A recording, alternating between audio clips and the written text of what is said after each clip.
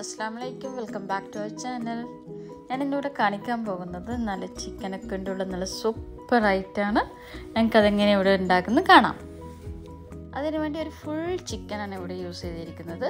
ഈ ഫുൾ ചിക്കനിൽ ഇങ്ങനെ വരയിട്ട് കൊടുക്കണം കേട്ടോ. ഇതിപ്പോൾ വീഡിയോയിൽ കാണുന്ന പോലെ ഇങ്ങനെ വരയിട്ട് കൊടുക്കണം. ഇത് അകത്തൊക്കെ നന്നായി മസാല പിടിക്കാൻ വേണ്ടിയിട്ടാണ് ഇങ്ങനെ വരയിട്ട് കൊടുത്തിരിക്കുന്നത് കേട്ടോ. ഇനി ഈ ചിക്കന് മസാലയൊക്കെ പുരട്ടി നന്നായിട്ട് മാരിനേറ്റ് ചെയ്ത് വെക്കണം. അതിനുവേണ്ടി ഞാൻ ഇവിടെ ഒരു വെളുത്തുള്ളി, ഒരു കഷ്ണം ഇഞ്ചി, കുറച്ച് മല്ലിയില, ഹാഫ് തക്കാളി, ചെറുതാണെങ്കിൽ 1, വലുതാണെങ്കിൽ 1/2, 3 പച്ചമുളക്, ചെറിയ സവാള, ഇതൊക്കെ ചേർത്ത് 1 സ്പൂണ് കട്ട തൈരും ചേർത്ത് നന്നായി അരച്ചെടുക്കുക. ഇനി അരച്ചെടുത്തത് ചിക്കൻ്റെ മേലെ ഒഴിച്ചു കൊടുക്കുക. ഇനി ഇതിലേക്ക് കുറച്ച് പൗഡർ കൂടി ചേർക്കാനായിട്ട് ഞാൻ ഇവിടെ കാണിക്കാം. 1/2 സ്പൂണ് മഞ്ഞൾപ്പൊടി, 1.5 സ്പൂൺ മുളക് പൊടി, 1/4 ടീസ്പൂണ് മഞ്ഞൾപ്പൊടി, 1 ടീസ്പൂണ് കുരുമുളക് പൊടി, 1/2 ടീസ്പൂണ് ഗരം മസാലയും ആവശ്യത്തിന് ഉപ്പും ചേർത്ത് നന്നായിട്ട് മാരിനേറ്റ് ചെയ്തെടുക്കണം കേട്ടോ. ചിക്കൻ്റെ എല്ലാ ഭാഗത്തും നന്നായി പുരട്ടി കൊടുക്കണം. ചിക്കൻ്റെ അകത്തും പുറത്തൊക്കെ നന്നായിട്ട് മസാല പുരട്ടി കൊടുക്കണം. എന്നാലേ എല്ലാ സ്ഥലങ്ങളും നന്നായി മസാല പിടിക്കുള്ളൂ. ഇനി ഇതിലേക്ക് 1 സ്പൂണ് വിനീഗറും കൂടി ചേർത്ത് നന്നായിട്ടൊന്ന് മാരിനേറ്റ് ചെയ്യാം കേട്ടോ. നേരത്തെ എല്ലാം ആ പൊടികളൊക്കെ ചേർക്കുന്ന സമയത്ത് തന്നെ വിനീഗർ ചേർക്കേണ്ടതാണ്. എനിക്കത് വിട്ടുപോയി, അതുകൊണ്ടാണ് ഇപ്പോൾ ചേർത്തിട്ടുള്ളത്.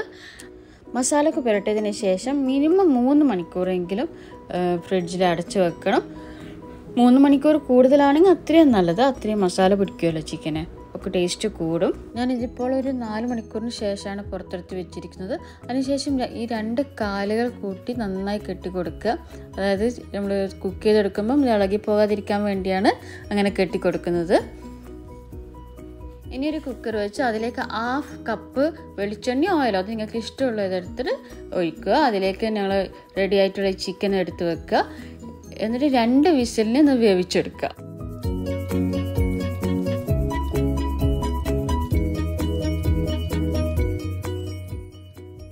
നമ്മുടെ ചിക്കൻ ഇവിടെ റെഡി ആയിട്ടുണ്ട്. വെന്തതിന് ശേഷം കുറച്ച് ടൈം എടുത്തിട്ട് കുക്കറിൻ്റെ ടോപ്പ് ഓപ്പൺ ചെയ്യുന്നതെങ്കിൽ ഒറ്റ വിസിൽ മാത്രം മതിയാകും കേട്ടോ. ചിക്കൻ വേവിച്ച വെള്ളം കളയാതെ സൂക്ഷിക്കണം കേട്ടോ, അത് ലാസ്റ്റ് യൂസ് ചെയ്യേണ്ടതാണ്. ഇനി അടുത്ത സ്റ്റെപ്പ്, ഒരു പാൻ എടുത്ത് അതിലേക്ക് 2 സ്പൂണ് വെളിച്ചെണ്ണ ഒഴിച്ചു കൊടുക്കാം. നേരത്തെ ചിക്കൻ ഏത് എണ്ണയിലാണ് യൂസ് ചെയ്തിരിക്കുന്നത് സെയിം എണ്ണ തന്നെ ഇവിടെ യൂസ് ചെയ്യണം കേട്ടോ. അതിലേക്ക് കറിവേപ്പില ഇട്ടതിന് ശേഷം നമ്മൾ റെഡിയായി വെച്ചിട്ടുള്ള ചിക്കൻ ഉണ്ടല്ലോ അതൊന്ന് ഫ്രൈ ചെയ്തെടുക്കുക.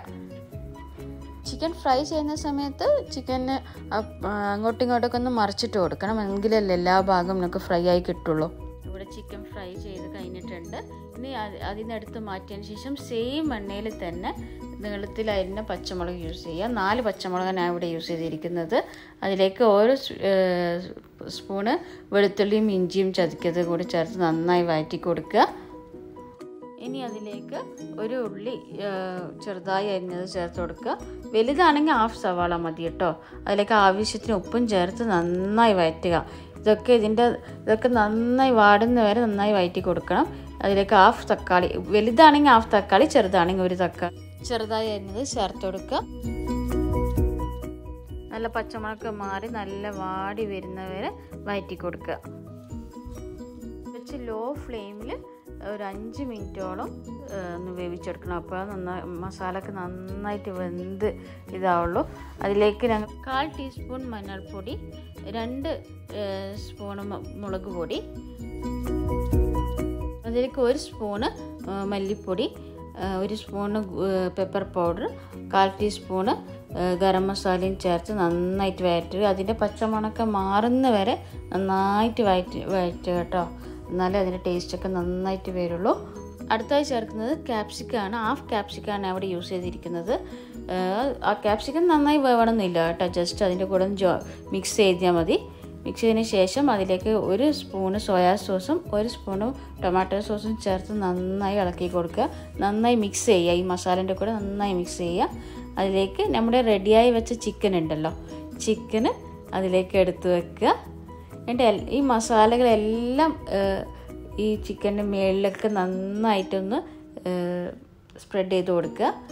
ഇപ്പോൾ തന്നെ നല്ല സ്മെല്ലാണ് കേട്ടോ, നല്ല സൂപ്പർ സ്മെല്ലാണ്, നല്ല ടേസ്റ്റുമാണ്.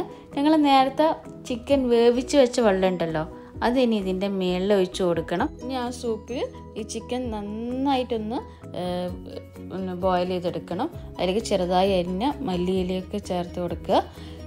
അപ്പോൾ ഇതെല്ലാവർക്കും ഇഷ്ടപ്പെടുന്നൊരു ഐറ്റം അല്ലേ. ഇത് ചപ്പാത്തിയുടെ കൂടെയും പൊറോട്ടയുടെ കൂടെ ഒക്കെ നല്ല സൂപ്പർ കോംബോ ആണ്. തീർച്ചയായിട്ടും എല്ലാവരും ഒന്ന് ട്രൈ ചെയ്ത് നോക്കണം. ഇഷ്ടമായാൽ ലൈക്ക് ചെയ്യുക, കമൻറ്റ് ചെയ്യുക. നമ്മുടെ ചാനൽ ഇതുവരെ സബ്സ്ക്രൈബ് ചെയ്തില്ലെങ്കിൽ സബ്സ്ക്രൈബ് ചെയ്യുക. Thank you for watching.